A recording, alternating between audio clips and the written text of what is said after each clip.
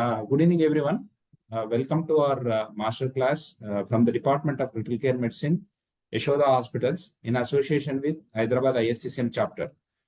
So these sessions we are regularly conducting almost, I think, nearly more than 3 years, where students present the classes and the examiners will be there. They will be assessing them live and giving inputs and then feedback on how to go about it.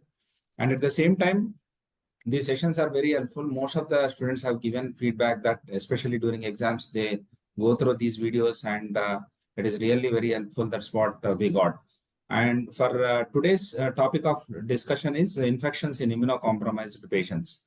As we see a lot of patients nowadays, we get to these patients like post-transplant hematological malignancies, bone marrow transplants, solid organ transplants, and even HIV patients, those patients who are on chronic steroid therapy. These are all immunosuppressed patients, and these are a specific population, and they have to be seen differently as compared to the regular patients.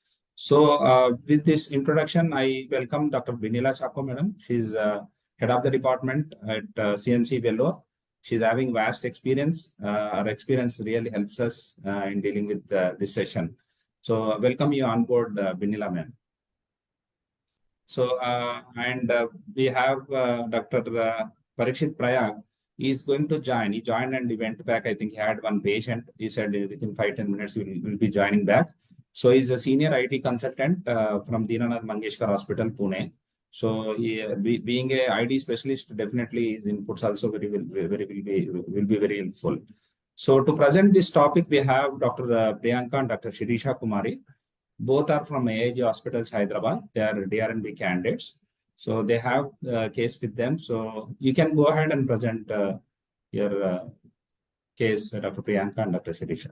Yes. Nasimha, can you share the PPT?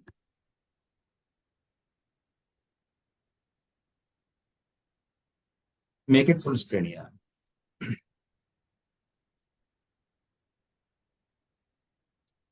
Good evening, everyone. Venkat, Raman, Kola, sir, also. Sir, good evening. Good evening. Please go ahead. Yeah. Yes, sir. Good evening, everyone. So this is a case of 31-year-old female referred from a local hospital to our ER on 27th of February at 7 p.m. in a state of altered sensorium.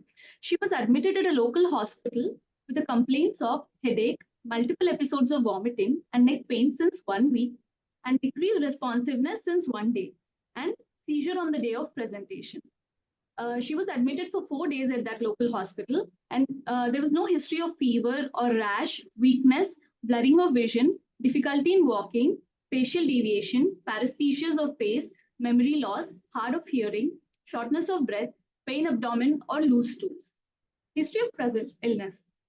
Next slide. Patient had headache since 1 week, which was mild, dull aching, continuous, which was not relieved by medications, vomitings, multiple episodes, 4 to 5 episodes per day, which was associated with nausea. Patient had neck pain, which increased with the movement and not radiating, and relieved with medications, and decreased responsiveness 1 day prior to hospital admission, and had a seizure episode, which was GTCS associated with uprolling of eyeballs and postictal confusion. So patient, next slide. Patient is a known case of hypothyroidism since 5 years. A CKD patient, status post live donor kidney transplant in February 2022, and was on standard 3-drug immunosuppressive regimen since then. Presently, patient was on tacrolimus 2 mg, mycophenolate mofetil 500 mg, and prednisolone 10 mg, and thyroxine, was on thyroxine. There was no recent travel history and no history of TB in the past. Immunization history. Next slide. Patient was immunized for hepatitis B and pneumococcus prior to transplant, and patient was given CMV and PCP prophylaxis for 6 months and 1 year respectively. Patient is married, homemaker, and there's no significant personal history. Course in outside hospital. With the above said complaints, patient was treated as case of acute hyponatremia with sodium of 113 at outside hospital, and sodium correction was given, and levetiracetam was given for a seizure episode. Initial CT brain was done on day 1 of admission, reported to be normal. And as the patient was not improving clinically, MRI brain was done, and which was reported as extrapontine myelinolysis. And as there was no improvement, patient was referred to our center for further management. So this is a case of a 31-year-old female with. Yes. Binila, ma'am. Yeah. Ma'am, do you want to actually interrupt in this initial course outside? Actually, this is where we want it is not restrict to the case, but we can actually expand their understanding of the case from different angles. Definitely. I thought I'll let her present a little bit more and then. Okay, ma'am. Okay, next, go to the next slide. Okay. Yeah, please go ahead. Yes. Korsina Hospital. She came to, on arrival to the ER on examination. Her airway was patent. She was breathing at the rate of 18 per minute with SpO2 of 99% on room air. Bilateral air entry was present. Circulation, her pulse rate was 90 per minute and BP was 110 by 80. GCS was E3, V5, M6. She was drowsy but arousable. GRBS was 106 and she's afebrile. On systemic examination, she was not pale, she was not icteric. There's no clubbing, cyanosis, lymphadenopathy or edema. On CNS examination, the higher mental function examination was limited because of the fluctuating consciousness. She was responding to verbal commands intermittently. There are no lateralizing signs. Pupils were bilaterally equal and reacting. There was no slurring of speech. Sensory system could not be assessed because of the fluctuating consciousness. Her power was 4/5 in all the limbs and reflexes were normal. The neck rigidity was positive. So with the above said history on conclusion, she was a 32 years. Let me just go back a little bit into the history which you had presented in the beginning. Okay. Yes. So suppose if you just go back to the maybe the second or third slide. I know that you are not in control of the slides right now, I think. Is the past history. This one. Okay. Suppose now, I presume your DrNB trainee, right? Yes. You will be given with the history as is, like what you have presented. If you had an option of calling up the hospital which had seen this lady when she was admitted outside, what else would you want to know? So you've got a patient who's got headache, Yes. vomiting, neck pain, decreased responsiveness, and seizures. Anything else you would want to know from them? Because she's come to your hospital 5 days down the line. Yes, ma'am. So, like when a history is provided, and that is how most critical care exams happen, is you're given the history. Yes. You as a future intensivist needs to dissect that history and, think about what are the possibilities? Why did the patient come with headache and vomiting and neck pain at that point of time? What else would you want to know? Admission GCS, ma'am. All right. Okay. Anything else? Treatment received at that hospital. What are the antibiotics that were given? Let's start a little bit more into the history. From history, you can go on to examination and then treatment. What else would you like to know? A bit about the recent travel. She mentioned to us also there was no travel history. Why travel? For the endemicity of the infections that the immunosuppressed patients are more prone to. Right. Like what? Like JC virus or dengue or normal infections. I mean, not JC virus, okay, but the dengue could be happening to anybody. But I'm just trying to say, okay, so travel history, okay. Arbovirus. So I think it's very important when you are seeing the history and you're trying to dissect and say, why did the patient have headache, vomiting, and neck pain? Okay. You in your mind have trauma, history of any trauma. All right, good. Anything else? History of deficits, okay, focal deficits. See, now she's coming to you 5 days down the line. Yes. I presented 5 days down the line that she doesn't have any deficits. But did she have any deficits then which have improved? Yes. That is important to find out because that will also give you clues as to what could be the possible etiology even before doing a CT or an MRI scan, correct? Yes. Okay. Yes. So what is your approach to a patient who has altered sensorium? But if she is an immunocompromised case, In this ma'am, in this patient, okay, who has altered sensorium, decreased responsiveness, some confusion, what is your approach? Why did I specifically ask for focal deficit? So I'll just make it a little easier for you. So you can have altered sensorium without focal deficit, altered sensorium with focal deficits. yes, ma'am. Tell me now, are you aware whether the patient had focal deficits in the previous hospital or didn't have?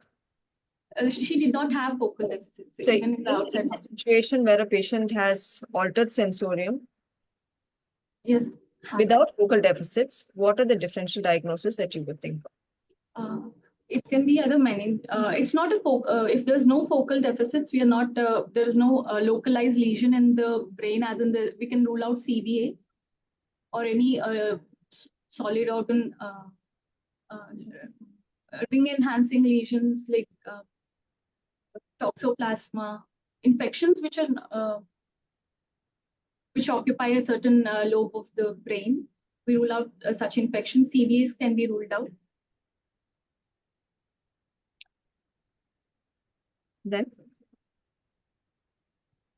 what else can you rule in? I can rule in meningitis. Okay.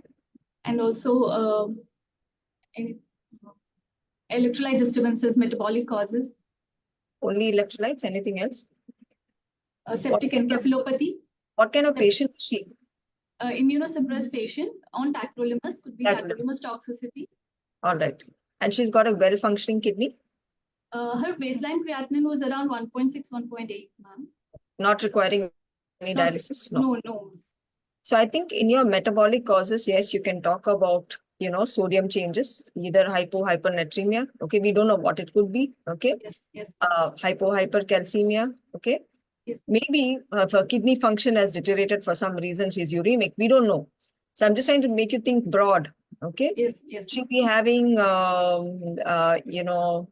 an infective cause. So generally for me, if I have a patient who has altered sensorium without focal deficits, I usually have a mnemonic, which is MIST, M-I-S-T. M stands for metabolic causes, where you've got electrolytes and organ dysfunction. I stands for infections. Okay, so infections is like what you said, meningitis. Is it only meningitis, or can you have encephalitis? Encephalitis, yes, Yeah. encephalitis. In older patients, now she's a young patient, older patients, any cause of fever can cause an altered sensorium. Maybe a pneumonia, maybe UTI, you can have a septic encephalopathy. All right? Yes. All right. Then the S stands for seizures. Seizures can be associated with altered sensorium post-ictal. And T stands for toxins. So I think that is also very, very important to, she's an older person, she's immunosuppressed, she's post-transplant, is she depressed, has she taken it? These are all things which as intensivists we need to think about and break down when you have a patient who has fever, altered sense. There's no fever here in this situation, right? Yes, ma'am, no fever, ma'am. Are you surprised or not surprised? We were surprised, ma'am, but we asked them repeatedly, but they said there was no fever. I'm actually not surprised. Immunocompromised patients, there won't be any fever also. Yeah. So that is something which you need to be very, very careful about. Is in an immunocompromised patient, you may actually not have fever. So definitely just not absence of fever does not mean that the patient does not have an infection. So that is something which you need to remember in this patient. I think Dr. Parikshit had Parikshit. So I'll stop for a bit and collect some more questions for you. Yes, thank you, Binila ma'am. So I will focus on the I out of the mist. So Dr. Priyanka, good evening. So if you had to, go through the infectious differentials, what else would you like to know from the history? So one is, if I want to give you a clue, one is that you want to know transplant-related things, right? So what sort of transplant-related history do I want to know? This patient has had her transplant done in February 2022. Now, I believe that this is a recent case, so she's coming to you about 2 years later. Yes. So what do you want to know from an infectious point of view before I start building the differentials from the history? community acquired infections, we can suspect, sir. Patient post-renal transplant, more than 6 months, we can suspect to the community acquired infections will be there.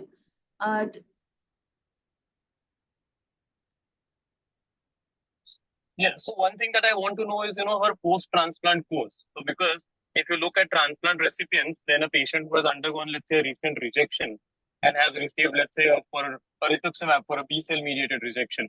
This is a very, very different patient from someone who is on stable immune suppression. So whenever you have a solid organ transplant patient, every time this patient has a rejection episode, it's like setting the clock back. So one thing is I want to very thoroughly know her transplant details that, Yes. in the last 2 years, right, what is going on, whether she was treated for an episode of T-cell or antibody-mediated rejection, because these are things that are going to usually determine her infectious risks. Yes. Level, What else do you want to know? Tacrolimus levels, immunization history, her Transplant prophylaxis, and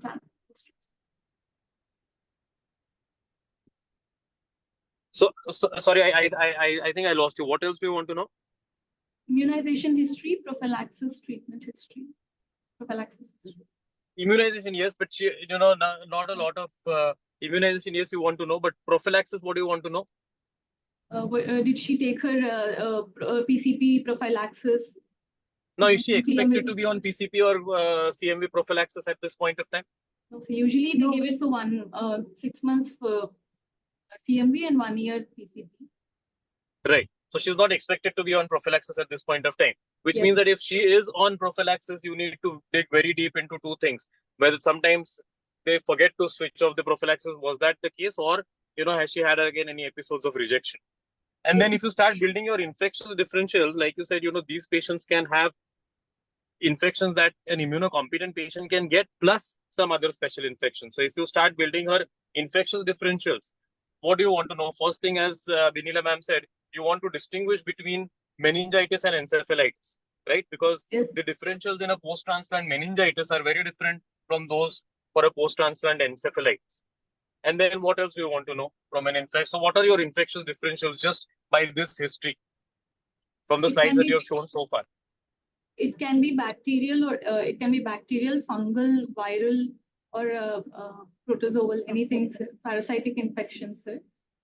Okay, so Bacterial can be parasitic or listeria. protozoal Yeah. infections, parasitic or protozoal brain infections is not something that you would think in when this patient is coming right to you in the emergency room or in the ICU, right? So if you start from bacterial infections, what are your differentials? Again, whether this is a meningitic syndrome or an encephalitic syndrome, that is important, right? Now, if you're looking at meningitic syndromes, what are your bacterial differentials? Listeria nocardia might be this. Sorry? As she is post-transplant more than 2 years, like we can expect community acquired infection, having bacterial infection of nocardia and listeria. Okay. Nocardia, listeria, again, nocardia, you would go know a little bit more after you do your MRI. But of course, from the routine bacterial infections, you would be worried about strep, hemophilus, right? You would then be also worried about listeria, like you said. She's coming in with... Yes, she's coming in with hyponatremia. So, sometimes that is not a good sign from a listeria point of view. Listeria can present with a cerebral salt wasting syndrome, hyponatremia, which is actually a poor prognostic marker in listeriosis. So in an immunocompromised patient, renal transplant, definitely I want to keep listeria in mind. Of course, your usual pathogens are to be considered. Nocardia, yes, nocardia, yes, but usually isolated CNS nocardiosis is not that common 2 years post-transplant when she is on stable immune suppression. So I would keep that, but some of these differentials are differentials you would build after getting some more information. So for example, an MRI or a CSF routine. So this would be important before you build some of these other rare differentials. See, when you see her in the ER, you can't really immediately think of some of these infections. So definitely you will think of the routine infections from a fungal point of view. What you can think of in renal transplant recipients is definitely Cryptococcus. So Cryptococcus can have acute presentations in these patients. Now you mentioned toxo. Why I would be worried from a toxoplasma standpoint is again the fact that she presented with seizures. So now seizures would be a concerning finding for toxo, right? Are you worried about things like TB? TBS, sir. TB meningitis will be there. Post-years transplant, immunocompromised state, any time she can get the tuberculosis meningitis transferred with that, sir. But what's a little atypical about TB for her? Sorry, sir. What goes against TB in this patient? Or what makes you think that there is TB no is past low? history of tuberculosis was there. Okay, what else? And What else? in close contact with the It is an acute course. Right, so this is a fairly acute presentation, and she has more of an encephalitic presentation at this point of time. Or maybe that we'll know a little bit more when you tell us. But TB, one is that she has a very acute presentation, right? She's on stable immune suppression at this point of time. It's not that she has been treated for episodes of rejection. So such an acute reactivation of TB would be lower down, with such an acute presentation. What else do you want to think of in this patient from an ID point of view? Your infectious differentials? viral infection can be like CMV, varicella, HHV6, roseola, or any other. Okay, CMV, HHV6, and varicella. You talked about these. Now, again, what goes against these infections in her? Rash is not there, sir. Okay, so varicella, one thing is that disseminated varicella, the patient would look very different. Right now, you can have dissemination of varicella without actually having skin lesions. But again, an isolated varicella encephalitis without any preceding clinical features would be a little rare. CMV, what about CMV? CMV can happen, although it's not a very common manifestation in renal transplant recipients. You would get more of your colitis. Yes. Right. So it's fairly rare for a patient to present, acutely with a CMV encephalitis like this. Usually just presents as colitis, retinitis, encephalitis, esophagitis. Not retinitis. Retinitis is actually more common in your HIV recipients. If you talk about solid organ transplant recipients, you have more of colitis, hepatitis, pneumonitis, or the graft involvement, which means, pneumonitis in lung, or you can have thrombosis of the graft in cardiac transplant recipients. So graft or interstitial nephritis in kidneys. So your graft involvement can be there and colitis can be there. Encephalitis, again, without an episode of rejection, patients to have CMV encephalitis is fairly rare. So if you just look at the history, probably I always ask my fellows, what's your gold, silver, and bronze differential for this? So if you ask me my gold differentials for this, these would probably be something like, strep, Haemophilus would always be in the picture, Listeria, Cryptococcus. These would probably be my top 4 differentials for this. Silver would be things like, nocardia or toxoplasma. Maybe, things like TB brucella, depending on the acuity of the picture, her travel, social history, and everything. And bronze would be other things like you talked about, protozoal infections or other molds. These are not going to be, or CMV, HHV, varicella. These are probably going to be my bronze differentials. I mean, I'm just wondering whether, since this patient has been on stable immunosuppression and 2 years post-transplant, CMV at this stage sounds a little less likely. So I'd put it way lower down. And she would be definitely at risk for the usual community-acquired infections, maybe even a usual viral infection, which may be there, like even an HSV encephalitis could be there. Fungal, definitely high up on the cards because she's on immunosuppression, and that could definitely put her at risk. Okay. So now that we a good discussion on, I mean, I'm sure we can carry it on as well. When you have getting back to medicine, because, sometimes you need to think about what else it could be. What are the other possibilities? You've got a patient with headache, vomiting, and neck pain. What are or do you want to discuss your differential diagnosis, which you have put down? You can come to your differential diagnosis. Yes. So metabolic, and as we've said, metabolic encephalopathy, it could be septic encephalopathy as an acute CNS infection. As she was now just take us through the differentials. See, we've already had a bit of discussion on the history. Yes. We've had a bit of discussion on possible infections. Yes. What are the differential diagnoses that you would consider at the end of history and the examination which you presented? I think you can just go to that slide, please. Yeah, Hello. Narasimha, please go for it. Yeah. Next slide. Yes. Sir. So, Do you want to restructure, as Dr. Parikshit very beautifully put it, gold, silver, and this one? Would you put metabolic right up there on the top in this patient? I would have, when you are presenting a case or giving a list of differentials, always put the most likely first. yes. That should always come on the top. Okay. So most likely will be what? CNS infection is the most likely. Yep. CNS infections is most likely. Okay. Second. Metabolic, yes, ma'am, because she presented with the hyponatremia outside, and also as she was on tacrolimus, metabolic could also be a cause. As the initial CT was reported as normal in the outside hospital. Okay. I also showed the Anything else? Any other differentials you'll think of? Let's forget the CT and the MRI. Okay. So, a young lady presenting with headache, vomiting, seizures. Let's say you don't have the MRI report. Yes, infections is always up on the cards. What else would be your differentials? CSVT. What's that? Sorry. Yeah. Cavernous sinus venous thrombosis. Okay, so cortical sinus thrombosis. Yes, that's a good differential which you can consider. Only thing is the patient we would have expected some focal deficits, which is goes against. Anything else? Anything else? Headache, vomiting, seizures. Dehydration. Let's think about CNS. Let's think about CNS first. So CNS related either infections or non-infectious like a CVT. Okay.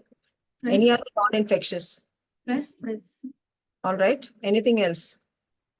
Hypertensive encephalopathy. All right. Secondary this thing. Anything else? But you said your blood pressure is normal. That hospital, this hospital. Yes. So that is lower down. Before that, above that, what would you say? Could she be having a subarachnoid bleed? I'm just putting it out. I'm just trying to think, I'm just thinking of the possible differentials because, you may see a next patient who may have something like this. So you have a patient who's got headache, vomiting, seizures, okay, neck pain, neck stiffness. Don't forget that this is also another possibility which, patients could present with. Okay, all right. And I in my opinion, the metabolic thing will come much lower down. Tacrolimus toxicity is also another definite possibility. Okay, and extra pontine myelinolysis. Did you present anything to suggest that she has extra pontine myelinolysis? Don't put in your differential diagnosis an MRI diagnosis if you haven't presented any clinical findings. What are the clinical findings of a central pontine myelinolysis or an extra pontine myelinolysis?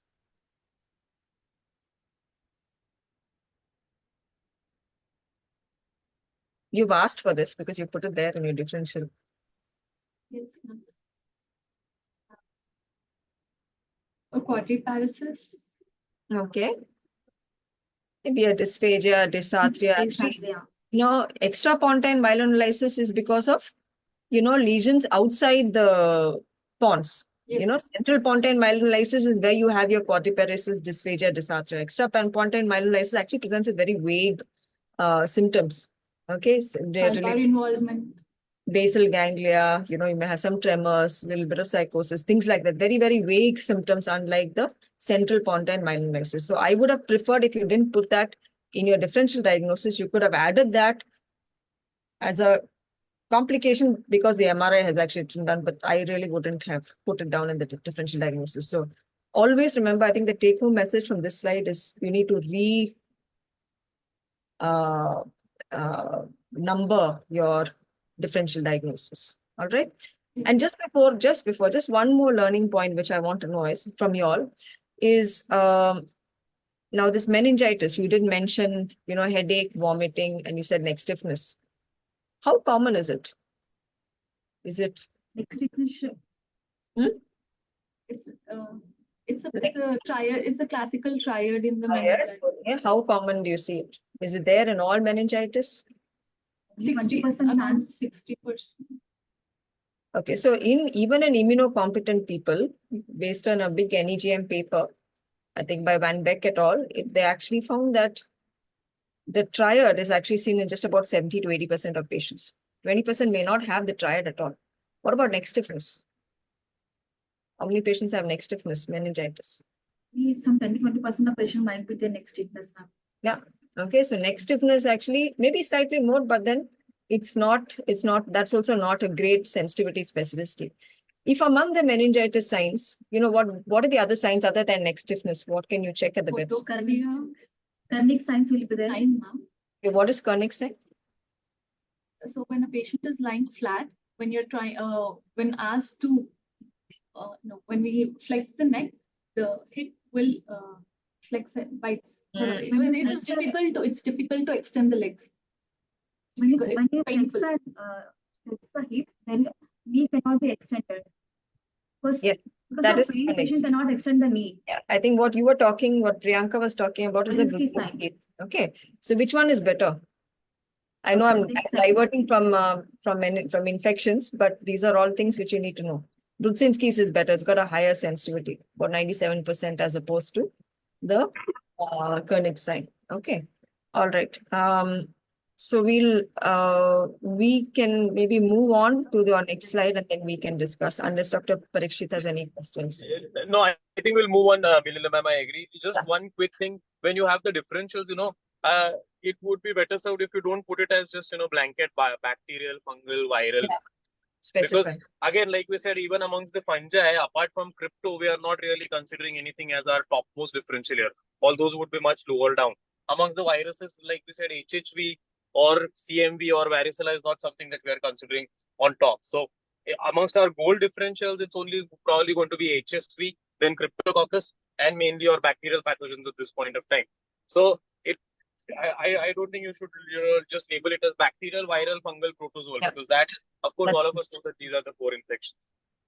Definitely at this level, you need to be more specific. Yes, I just wanted to tell, so I just didn't. Okay. So next, on point of care ultrasound, the optic nerve sheath diameter on the right side was 0.4 and on the left side was 0.4 centimeters as well. And her heart was fairly functioning well with no RWMA and no visible vegetations. Her IVC was 1.4 centimeters and lungs bilateral A profile. There's no free fluid in the abdomen, and the popliteal veins for both femoral and popliteal veins were compressive. So among this, I'm a little allergic to ultrasound, okay, because I feel it is used indiscriminately at the ICU. It's a fancy tool which is there, which sometimes diverses away from the patient. Okay, among whatever you've done here, Yes. can you justify each of the tests that you have done? Which one do you think, okay, fine, ONST, I accept? Yes. Okay. Why, okay, heart vegetations I expect, but what is this IVC? Why did you check the IVC for this patient? What is the relevance of IVC in this patient at all? As there was a hyponatremia was there in the outside hospital. So I just wanted, fluid status of the patient. And, how do you actually make out whether the patient is in depletional state or a dilution state, hyponatremia? History clinical exam. Okay. Yes. So by seeing, IVC in a spontaneously breathing patient who's not on oxygen, right? No, ma'am. On room air. Why would you waste time doing an IVC measurement in this patient? So, sometimes these things tend to tick off examiners if it's not relevant to the case. Yes. I don't mind you saying vegetations, okay, if you're thinking there could be a possible source from there. But otherwise, the other things that you mentioned, lungs, bilateral A, abdomen, okay, bilateral femoral popliteal veins compressible, it's very difficult to justify why you would do this in this patient. And she was hospitalized for 4 or 5 days in the outside hospital, just wanted to rule out the DVT. Sure, all right. All right. And as she's immunocompromised, just wanted to check her lung status, though she was on route. Yeah, so remember that ultrasound is a very observer dependent, okay? Yes. Even if you say it's bilateral A profile, we do a CT scan in an immunocompromised, you may see some lesion there which your ultrasound has not picked up, right? Yes. And they can still be on room air. So it's we need to have a justification for what we do so that we are not spending too much time with the ultrasound, but channeling our energy to finding out if the patient is safe. So raised ICP, yes, that is something which you need to look for. Okay. And for a possible source. Okay. Anything else? Okay, go on to the next slide. So the following investigations were sent, advised: arterial blood gas, CBP, complete blood picture, liver function test, renal function test, and chest X-ray, and cultures. Procal was, we sent it because it's not her first day of hospitalization. LP was advised. Tacrolimus levels were sent, and Turiaco was advised, and also MRI brain films were reviewed by our radiologist. So which revealed patchy diffusion restriction areas in the bilateral caudate, putamen, right global pallidus, consistent with extrapontine myelinolysis in the setting of hyponatremia. And it's not consistent with cryptococcus, as the lesions are more apparent on the diffusion weighted imaging and T2, which points towards the metabolic etiology.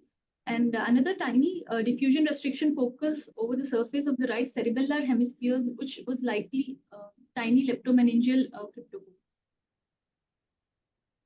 She was started on empirical antimicrobials. Next slide. So, Dr. Priyanka, can I interrupt you and ask you, Yes. just go back to your previous slide? Yes. So you have mentioned there that you did a CSF analysis and Yes. sent CMV BK virus on that. Yes, sir. I would be incredibly intrigued to know why you would send a BK virus in a patient like this. Because nephropathy will be there, sir, but it is most common during the first 6 months of post-transplant. Yes, but even then, apart from you're a very, very immunocompromised patients, dissemination of BK is very, very rare.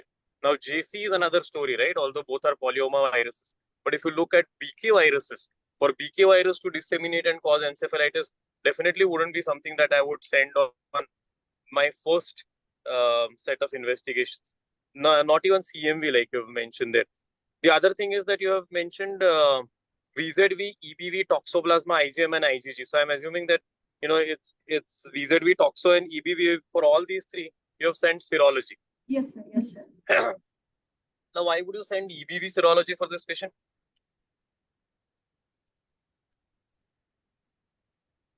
Just to rule out other Other viral opportunity infections can be ruled out because post-renal transplant having immunocompromised state. So there's a chance of having other opportunity infections also. So in order to rule out, we have sent all this investigation. See, one thing that we must guard against is that, for any infectious test, our answer cannot be that she is immunocompromised. Otherwise, for all immunocompromised patients, we would be sending out at least like 100 to 200 tests. So EBV for this patient would be very, very, very low on the differentials, right?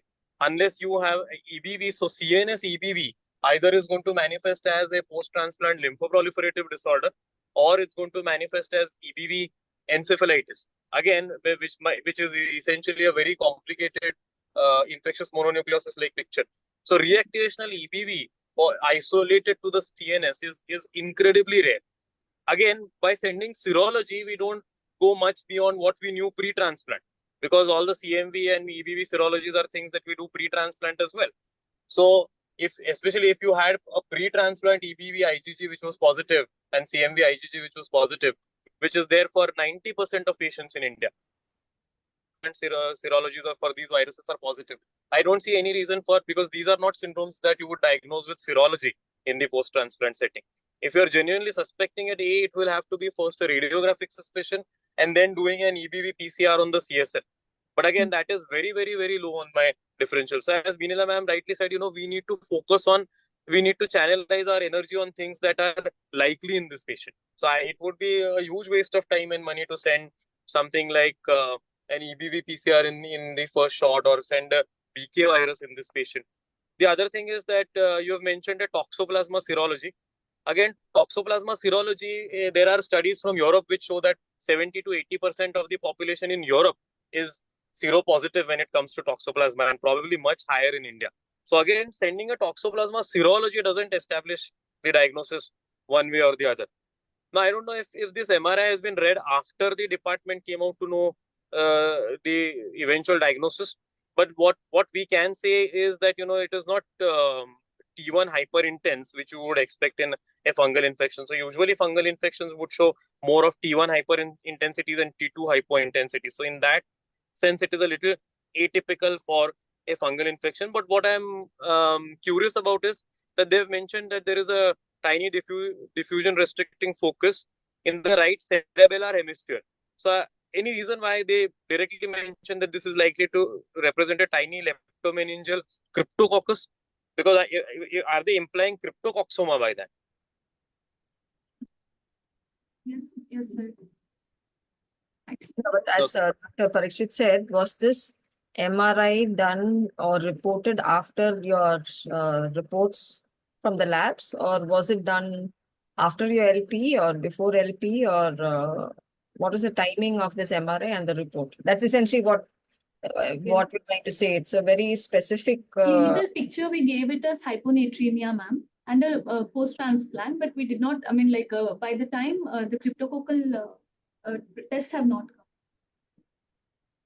And what was the CSF routine, before we go to exotic Yes, tests yes. like EBV and JC virus in a patient with meningoencephalitis? What is the CSF routine showing? Yeah, next slide.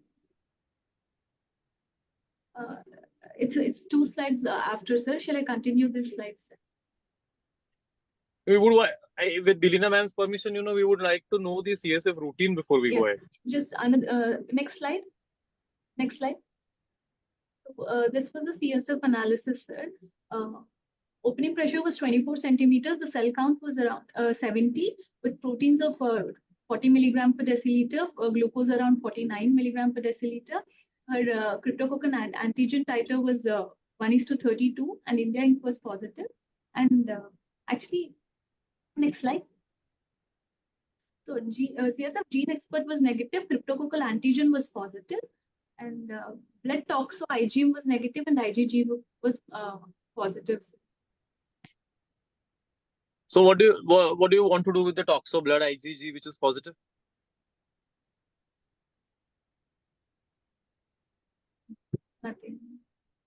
Nothing. Okay. So which means that, if we are not planning to do much with that test. Yes, sir. Don't send it. Yes.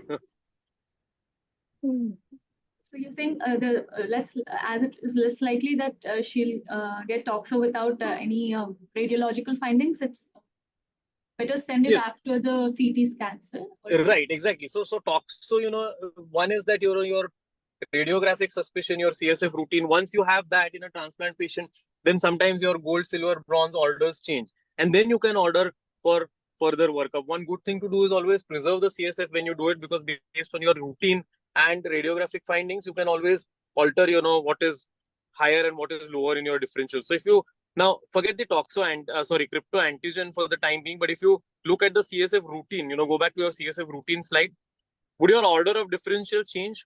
This patient is now showing a lymphocytic predominance with 70 cells, proteins which are not that raised, and glucose which is slightly on the lower side if you correspond it with the with the serum glucose.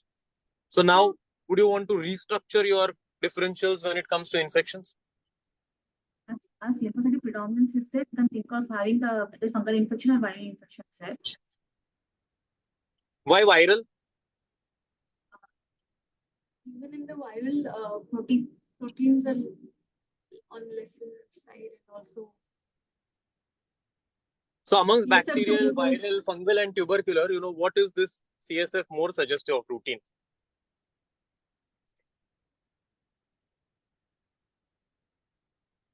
Suggestive of TB. Sorry? Either should be like TB. TB, why TB? Just think carefully now. Just think back again. In this, you can put your gold, silver, and bronze. What do you put first, second, third? First is what? So look at the cell count, look at the proteins, look at the glucose. Put everything in together and give you a list of differentials.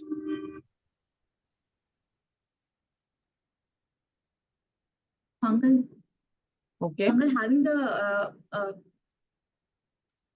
as lymphocyte predominant is there, and also like proteins are CSF blood glucose ratio is less than 40%, and having low glucose levels, and so we can have fungal might be there, ma'am.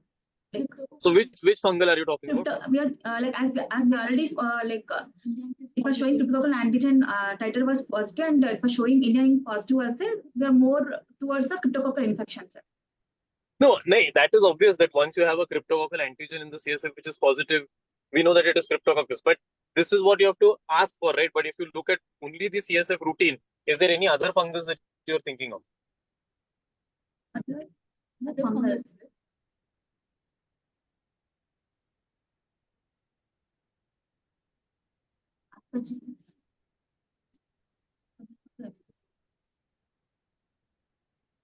Aspergillus. Aspergillus. Okay. So why Aspergillus? How does Aspergillus meningitis? So first question is, does Aspergillus lead to more of a meningitis, or it leads to an encephalitis, or does it lead to an abscess? It's more of abscess. More of an? Abscess. More of abscess, right? So it is pretty rare to have an isolated Aspergillus meningitis. Again, outside the setting of a neurosurgery, even in the setting of neurosurgery, an Aspergillus meningitis would be very rare.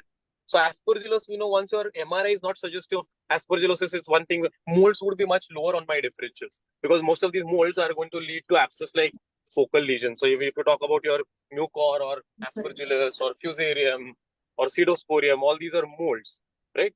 So molds usually will not lead to much of a meningitic picture.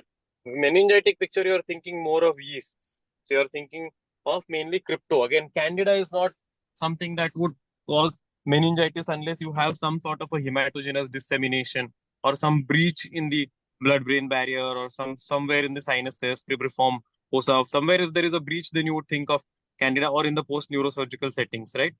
So like I said, that's why mainly when you think of solid organ transplant recipients, your number one fungal etiology remains Cryptococcus, way higher than anything else. Yes, sir. Okay, go ahead. So in this patient, because the proteins are so low, I would put TB much lower down actually. All right. Absolutely. Yes. Yeah.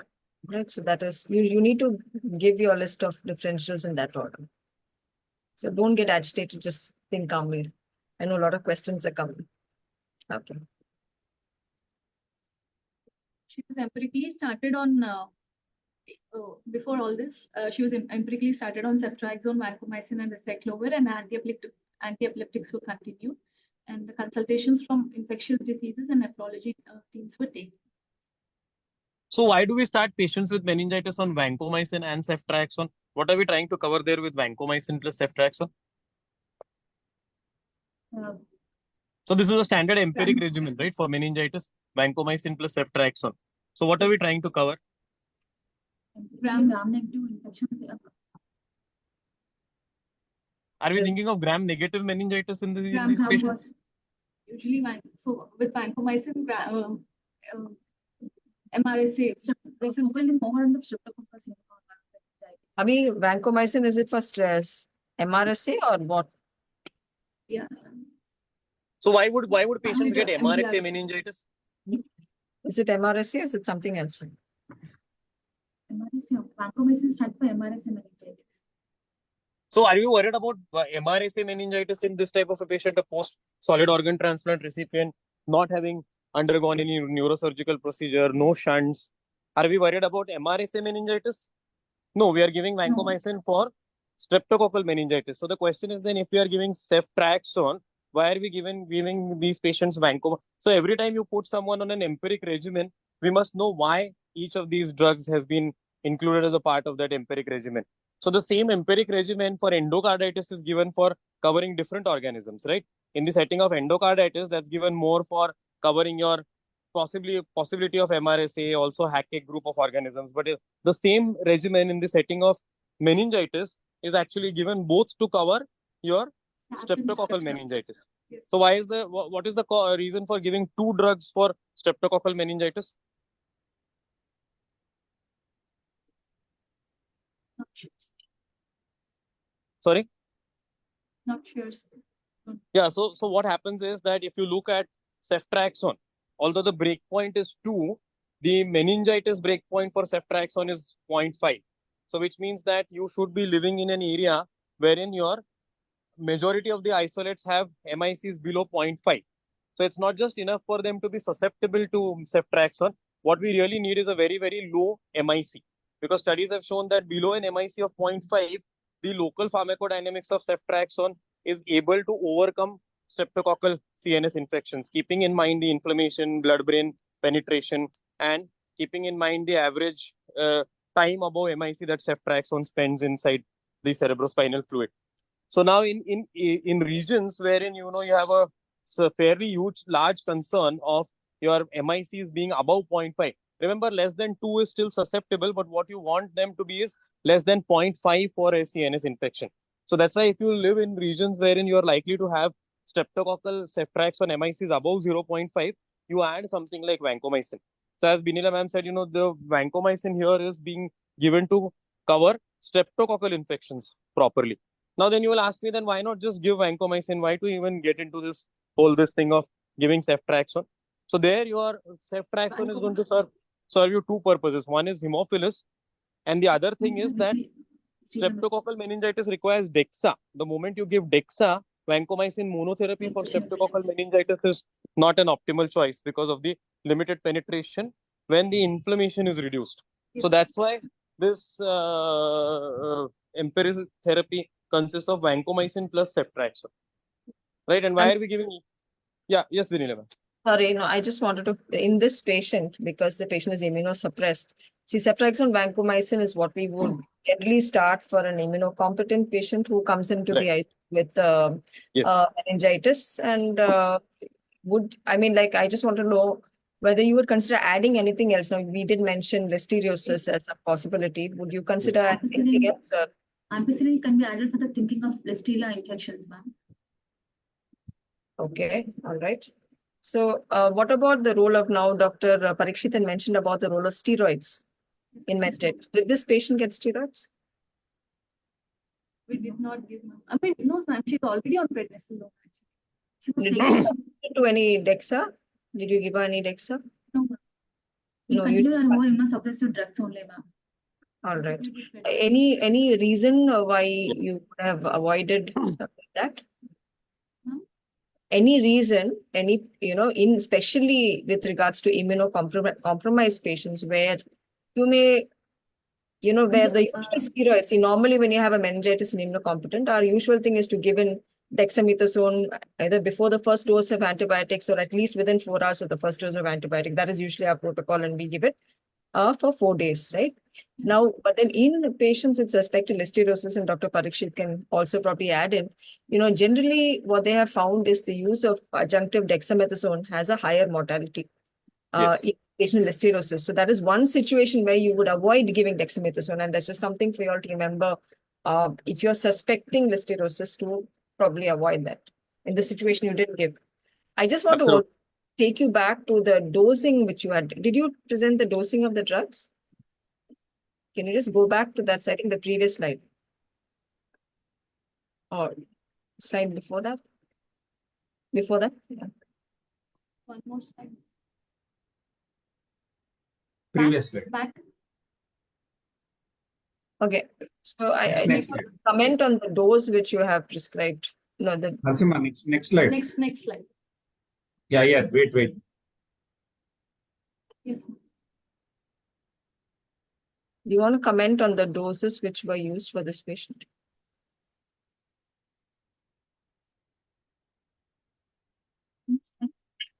Is it okay? I mean, like, is it like for a meningitis, suspected meningitis, is this a dose which you would be putting? Yes.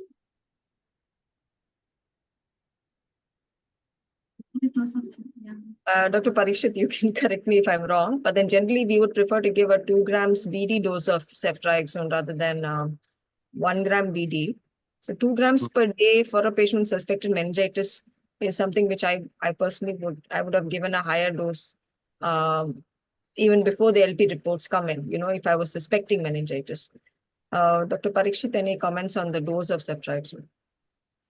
Yes, definitely. And, ma'am, before I'll come to ceftriaxone, before that, what you mentioned rightly about steroids.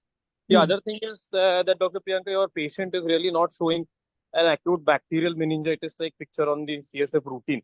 So that Hmm. would be one This very was important. started even before the Before. CSF Which is fair analysis has enough. come. Yeah, which is fair enough. Normally, the teaching is to give your antibiotics as soon as even in a patient suspected thing, and then you can pull it back. It's fair enough. Yes, no, but once you give your antibiotics, that's why it's expected that you would do your LP fairly quickly, because the one important decision that you want to take here is whether this patient needs steroids. And as ma'am rightly mentioned, in listeria, they have been found to be associated with increased mortality. So really the only bacterial infections which benefit from steroids, and I'm not talking about the chronic ones like, TB or brucella.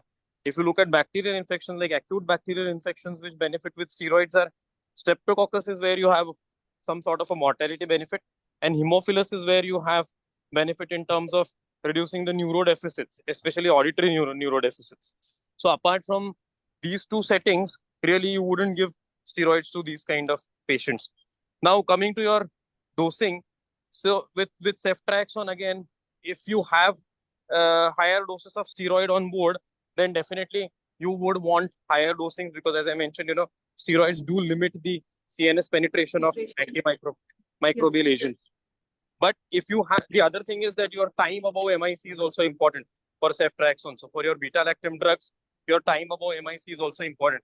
And hence a 2-gram BD dose is something that is used, especially in difficult to treat CNS streptococcal infection. So let's say I have, again, some of these things you can sort of fine tune after you get your bug.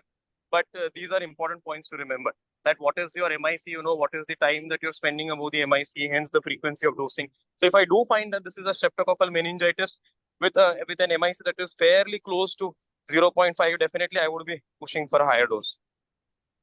Yes.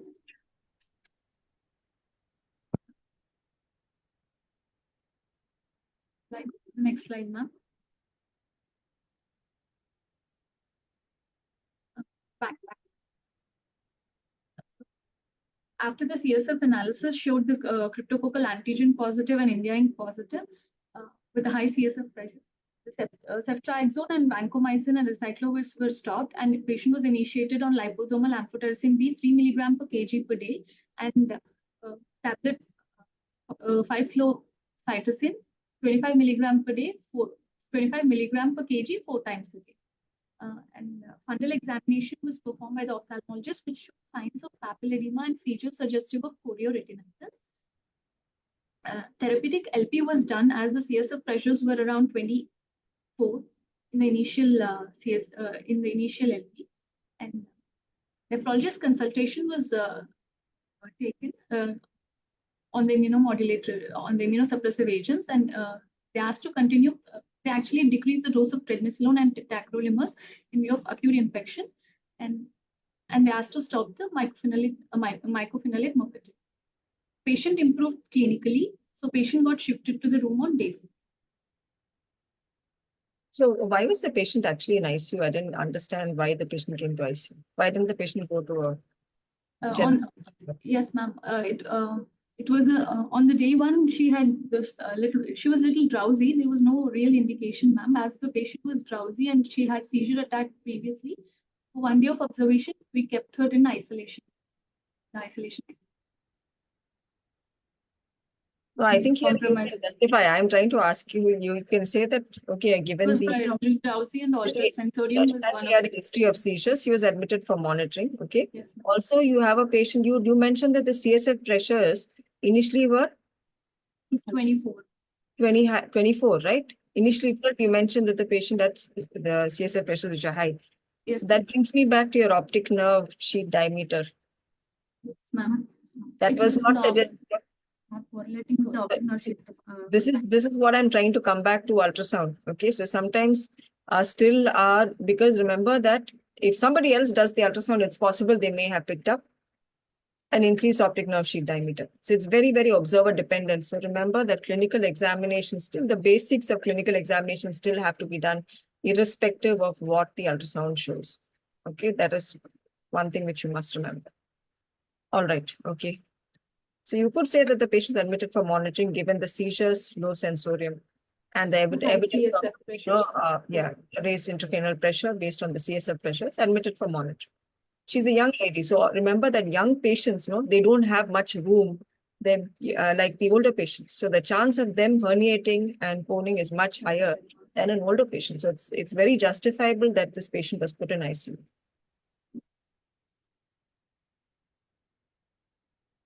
Go on. Next slide. So on day 5 of admission, in the room, patient had another episode of seizure, which was GTCS again, with rolling of eyes and frothing from the mouth, and it was associated with post-ictal state. Injection levetiracetam 1 gram IV stat dose was given, and patient got shifted to ICU. In ICU, her GCS was on shifting to ICU on assessment of a GCS. It was E2, V2, M5 initially, which further improved after 2 hours. So there was a plan for EEG and neurology review was taken, and another anti-epileptic escalation was done. But ONSD was again reviewed, which showed again right side 0.38 and left side 0.38. Next slide. Next slide, please. Brain imaging was done. CT brain showed multiple small hypodense areas in the capsuloganglionic regions bilaterally. In correlation with the clinical history of cryptococcal meningitis, these lesions were represented, lesions represent meningeal infarcts or cryptococomas. MRI brain with contrast was suggested by the radiologist. Next slide. So this was a CT contrast? No, ma'am. CT plain CT. A plain CT. All right. Next slide. Repeat fundal examination was shown, which did not actually show any papilledema. There was a plan to repeat the LP to see the CSF pressures. But due to personal reasons, patient got discharged again, medical advice on the day 5 of admission. Okay. So why do you think the patient deteriorated? Initially, initial CT did not show any. Why do you think the patient came back? Patient might be having raised ICP, and then she got seizures. Sorry, I didn't get. She had seizures. I understand she had seizures, but what else will you start, think of? Suppose you have a patient who is not improving, goes to the ward, comes back with seizures, what are the interactions? All right. Drug So interaction. maybe you will have to think whether patient has developed again a complication. Okay. Hydrocephalus. Yeah, is the patient having any features of, is the seizure control not good enough with the anti-epileptics that you're on? Are the drug levels actually on the lower side? Has the patient developed any other complication because of the meningitis? Or the other thing which you need to remember, in compromised individuals, we sometimes, patient may actually have more than one infections. That is something which I have seen, and Dr. Parikshit can probably comment on that, I sometimes we see fungal plus viral, and something missed, so wrong diagnosis, or whether the dose of the medications was, whether the patient was actually reaching a good dose therapeutically. And so wrong diagnosis, wrong treatment, wrong dose. Infections. Yes. Okay, so, secondary complications. Those are things which come to my mind when I have a meningitis who comes back to the ICU with a complication. Dr. Parikshit, do you want to, and also in terms of commenting about, multiple infections in an immunocompromised individual.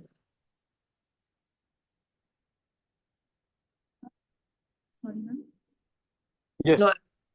Yeah. So no, I agree. In cryptococcal meningitis, like you said, one of the things is opening pressure. Now, hydrocephalus is typically a complication which you would see slightly later. It would be rare for someone to go to the wards and present, back in 2-3 days with hydrocephalus. So that is something definitely that you would see later.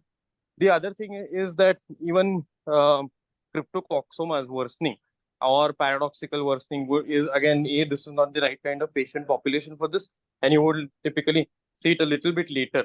cryptococcal meningitis itself can lead to seizures. So one thing is that, once you have the MICs, looking at the species, looking at the MICs, those would be important things. Sometimes what we see is that when you step down to fluconazole, sometimes some patients may have slightly higher MICs, or they may have some other species like Cryptococcus gattii. So all these things are, so the drug therapy itself, sometimes what happens is that you might have to optimize the CNS penetration of these drugs. Interactions are important. And as Binila ma'am said, you always have this risk of another infection. Although it would be rare, but again, something to keep in mind with your transplant patient.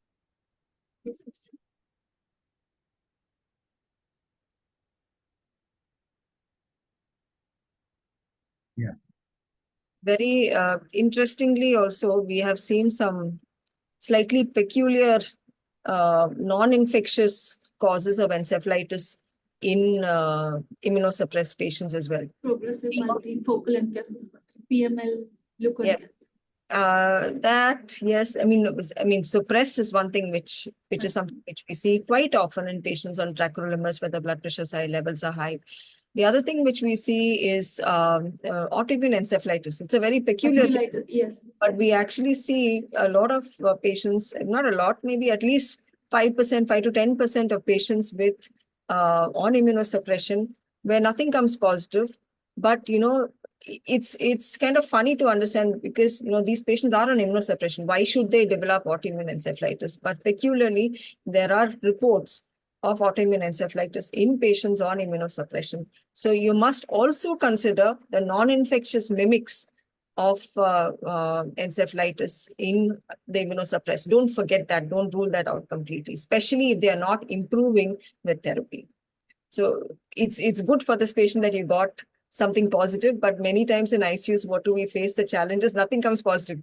Then you really don't know whether you're on the right track or the wrong track. And then they'll get one huge cocktail of antibiotics, antifungals, antivirals, everything is on, but the patient may not be improving. And that is when you need to start thinking of the other possibilities in that situation. Thank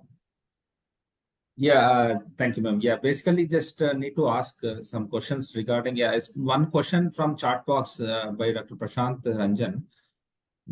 I think the question probably is there any chance of herniation if you remove CSF in this patient?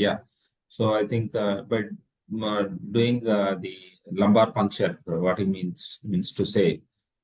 So I Dr. think Priyanka? Ma'am. Binila ma'am. Please go ahead. Priyanka's answered too many questions already. Okay.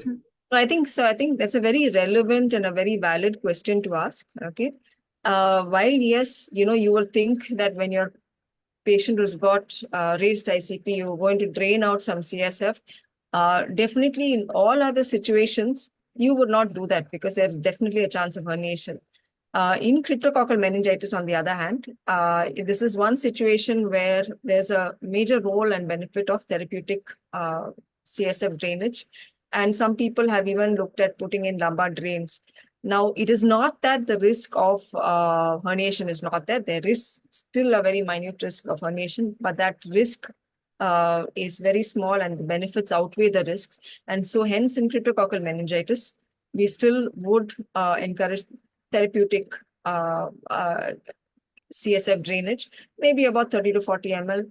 You try and get it out. And while monitoring your pressures, okay, you don't want to bring it down drastically, but you monitor your CSF pressures and you do your therapeutic CSF drainage. According to ECMM, they advise to do. Dr. Parikshit, What I was saying was that in these kind of patients, good goal is to have your pressures below 20, the opening pressures. Now, if you have very, very high opening pressures to begin with, you can aim for a gradual 50% decrease in your opening pressures.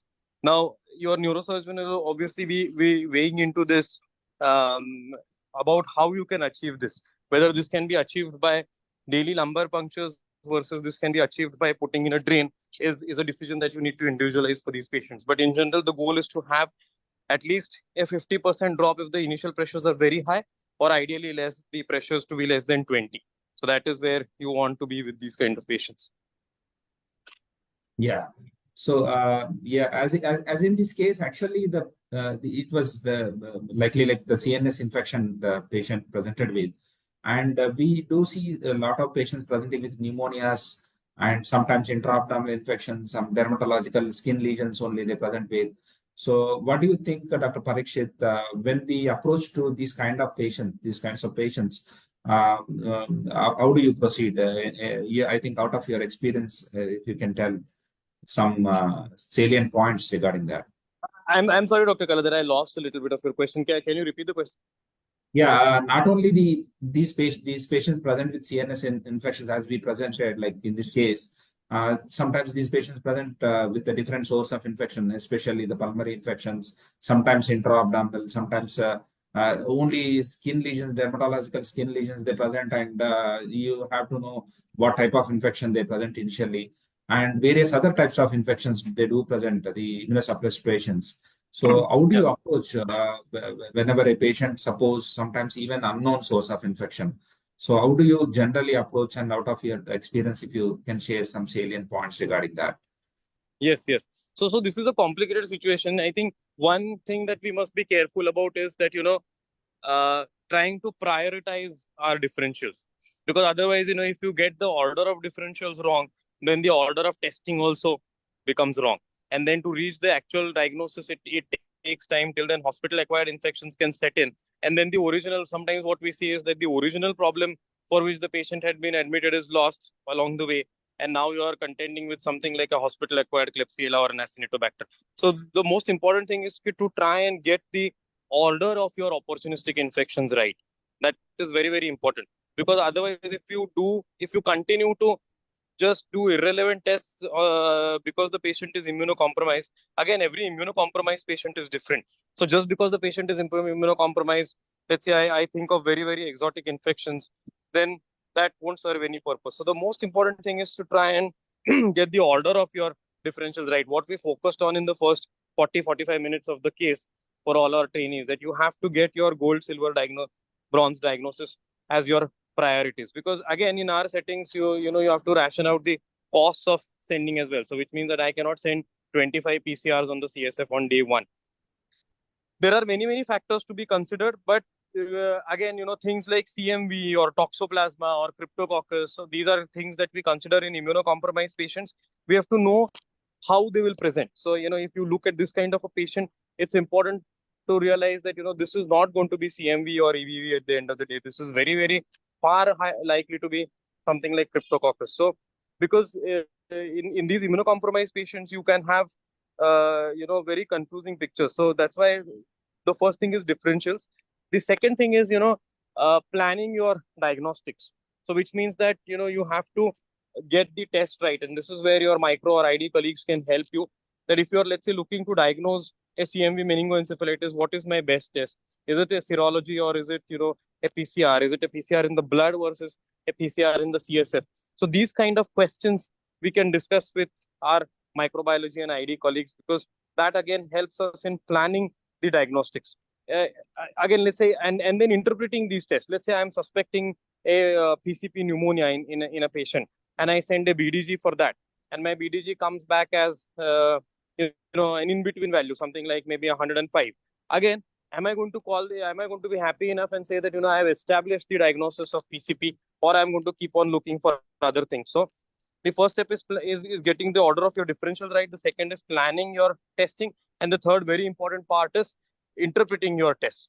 On one hand, while you continue to do this, the other hand of empiric therapy is also a very, very different skill in these type of patients, because you don't want to panic and include unnecessary things in the differentials and go overboard with giving all sorts of medicines to this. Otherwise, all these patients would be on things like vancomycin, meropenem, amphotericin, acyclovir, all these things on the first day. So that is where again, all this approach has to be built. So this is also going to avoid unnecessary empiricism.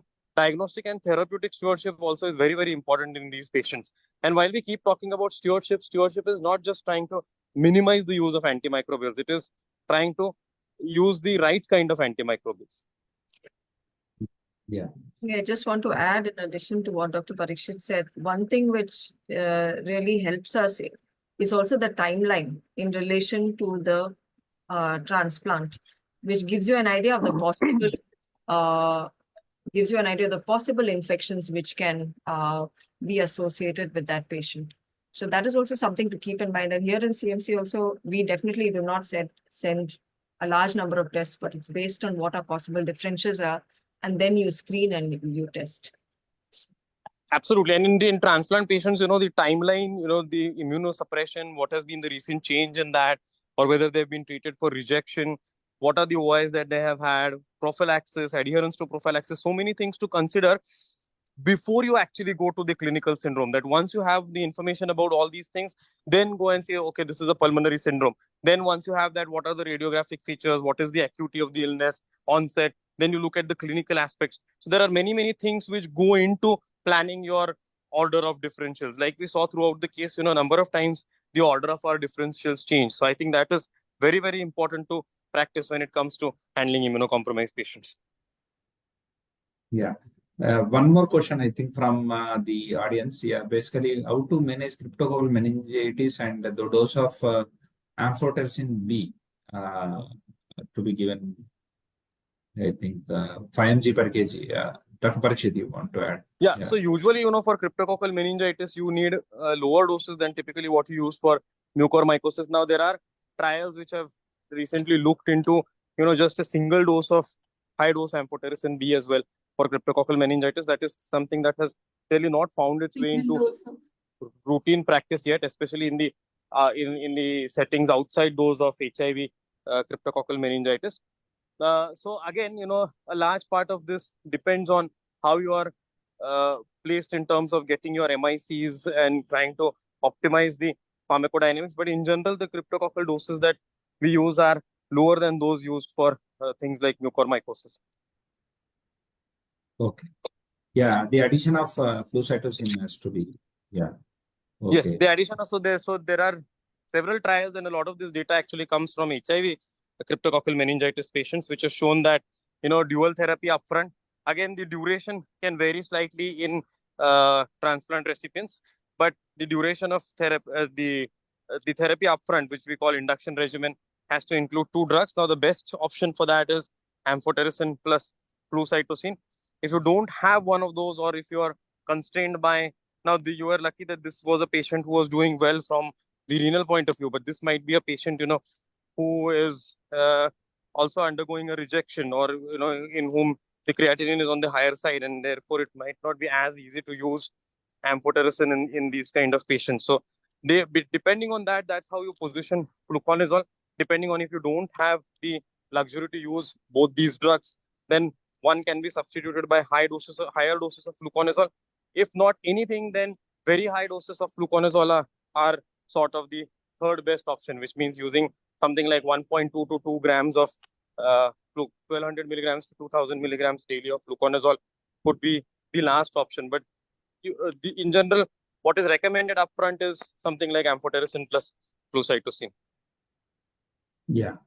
Dr. Binila, anything like from your side to give any tips or anything to students, your insights regarding how to present a case, and suppose from exam point of view? So I think she did a good job with presentation, but what I find is actually sometimes I find not just in this presentation, but in general presentations is a lack of assimilation of the information which is given, and trying to find out, hey, what else should I ask? Because the examiners are looking at that to find out, is the candidate actually thinking of what the possible differential diagnosis is? And hence, what else would the candidate like to know? Sometimes some information is hidden, and you may need to say, at this stage, I would like to know such and such information to help me make my diagnosis.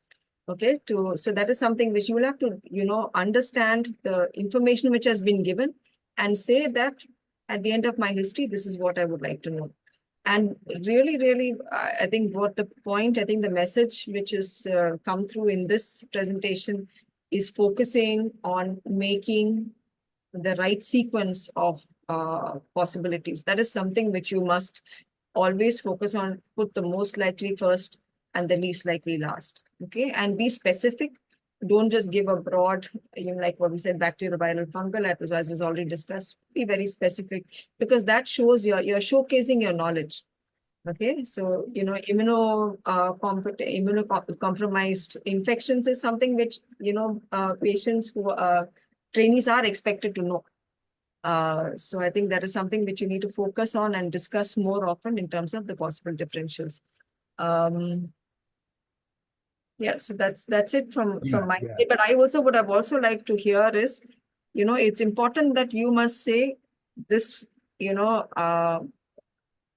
generally how we would present a case would be, okay, now the patient has got discharged and gone, but you would like to know which day the patient has been in ICU, which day in the hospital, why the patient had come to ICU, for what reason the patient was put in ICU. Those are things which should come out also in our presentation. Okay, ma'am. Yeah, thank you. So we come to the end of the session. I think thank you, Dr. Binila and Dr. Parikshit, for sharing your expertise and clinical insights and giving. I think we had gone through almost like very good clinical insights we got. So and almost more than around 110 participants. Yeah, they logged into it. So and Dr. Priyanka and Dr. Shirisha, thank you for presenting, bringing out that case, and yeah, it helps to other students. So thank you, Yashoda Hospitals in Hyderabad, ISCCM, for providing platform. Thank you, ma'am. Thank you so Thank much. you. Thank you, sir. And well Take done, care. Shirisha. It's not easy to present in front of a large number of people. So well done. Correct. Yeah. Yes, well done. We all enjoyed the session. Thank you. Thank you. Thank you, sir. Thank you, ma'am.